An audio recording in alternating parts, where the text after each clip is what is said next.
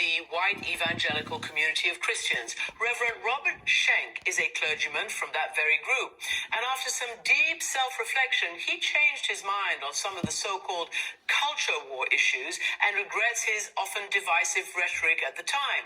He now leads an educational non-profit which takes inspiration from the anti-Nazi dissident Dietrich Bonhoeffer, who was executed for plotting against Hitler. Here he is now talking to our Michelle Martin about embracing empathy in these turbulent times. You, along with Pat Robertson, are one of the very few white evangelicals to criticize the president for this at a time when there's obviously great unhappiness, anxiety, and grief in the country. Why do you think that is? I think first it points to the moral collapse in my own religious community. Among my fellows, there was a Faustian deal made with Donald Trump, which went something like this.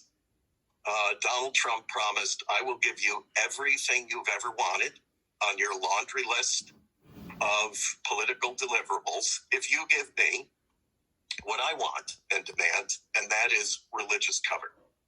I need you to say that I'm blessed of God and that everything I've done is good. He defended the photo in front of St. John's Church with the Bible by saying a lot of Christians think it's a great photo. And that's what he needs in the deal. And we made that deal with him. And so there's a moral vacuum. There's an inability to muster the moral courage to stand up to this. I was delighted to see what Pat Robertson said. The fact that he did speak out was terribly important. This is what I've been saying for the last 35, 40 years. But white evangelical Christians are the gatekeepers of white supremacy and always have been. Now for doing so. But the other is they would lose access, instant access. They know that Donald Trump will throw them under the bus, will lock them out of the White House, will insult them and disown them in an instant if they displease him. They are aware of that. And so they have to play this game very, very carefully. They're on very thin ice.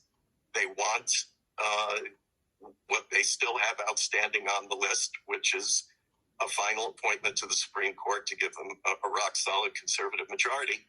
They're not going to let anything endanger that, even this kind of supremely offensive behavior.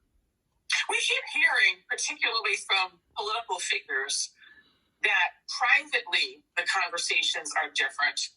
I don't know how much credence to give to that, because the fact of the matter is, if you are a public figure, your public utterances are your record. But I do wonder what kinds of conversations that you have with fellow evangelicals, because quite in public, the support is as strong as ever. I mean, Ralph Reed, who's kind of taken over the mantle of the moral majority, as it were, sort of the politically most active evangelicals, particularly white evangelicals, social conservatives, very strongly defending it. I was just sort of curious about that. Their support has been as strong publicly as ever. Are the conversations privately different? Well, 2 years ago, I used to hear my colleagues, they would whisper, I know the guy's way over the top. I know he's terribly offensive. I know he's way too visceral. He's too impulsive. He doesn't know us. He's not religious. Look, we know who he is. He's a secularist. He's not a believer. But he's good for us. And who else is going to get this done? And it's going to take a fighter like him to get it done. Now I don't hear that much anymore. And who's manipulating that's even more distressing to me, because this is Reverend Dr. John Curry. Suggest is that Trump is manipulating them, and they're allowing themselves to be manipulated by him. At least in their thinking, if not in their hearts. And if it is in their hearts, then I fear for them.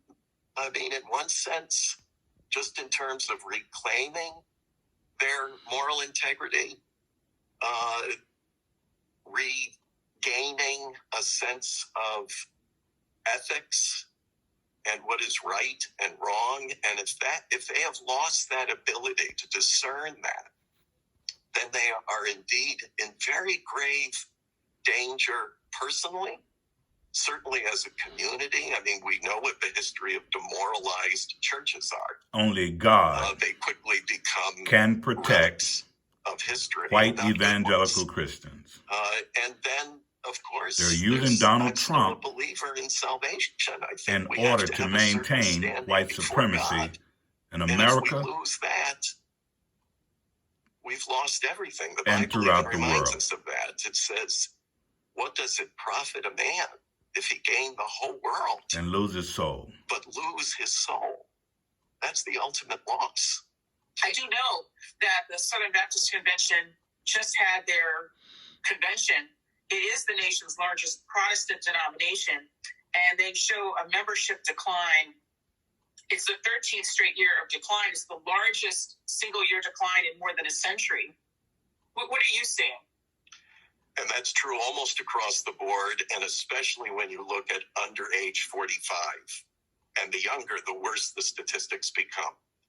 Young people especially are leaving evangelical churches in droves. And why?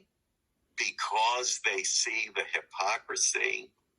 They see an identification with establishment power, with political force and influence. They are tired of the combat, the social conflict, the wars, many of them ginned up. Look, I know this stuff personally. I battled with fundraisers for decades who told me, look, we need to leave your people afraid and angry. The madder they are, the more fearful they are, the more money they're going to send you. Give us more fear and more anger. I was actually told that explicitly at a conference room table. We need more fear and more anger. Well, young people are sick of that. You've had some significant breaks with others in the evangelical movement over the years now. I mean, you've broken with them on the issue of expansive gun rights. You've broken with them around the issue of how abortion should be discussed and thought of sort of a number of issues. And I can imagine that, you know, some people would say you're the wrong one. I mean, you're the outlier. You're the one who's getting it wrong. And in fact, some people might argue that your point of view is dangerous, that you're imperiling people's souls. And I've just wondered how you have reconciled yourself to this, you know, over the years. What convinces you and affirms you in your view that your path here is the path that really others should be taking? Humbly, I would say. Well, it's been anything but easy, including internally. It's been a very difficult journey for me, but it started by facing myself, and that was a terrifying thing to do, to listen to my own words and to watch their effect on other people, on the other person, instead of constantly listening so that I would feel better about myself. I started listening to hear the effect of my words on others. That was part of that process of change. But I'm not alone. There's a book out now called The Spiritual Danger of Donald Trump, in which 30 top levels, some of the best evangelical hearts and minds in the United States, writing essays, warning of why the Trump culture, not necessarily Donald Trump as an individual human being, but the political and social culture that Donald Trump represents and fosters, is so dangerous, particularly to Christians. And I go back to, again, but you guys are the ones that submitted to him. What are we and trying allowed him to be at this proclaim point and live out? And if I look at the model of Jesus, and if evangelicalism is anything, it's Jesus-centered. We call it, in theological speak, being Christocentric. Jesus Christ being at the center of everything we say, do, believe, proclaim, practice, all of it. The centrality is Jesus Christ. He becomes the model. Too many Christians segregate the world. We are segregationists into the saved and the lost. Those who know God, those who don't.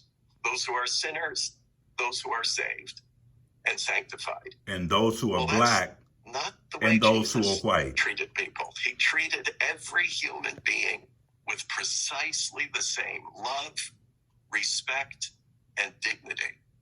And that's the heart of the gospel. So for me, this is all about returning to my original faith, not renouncing my faith.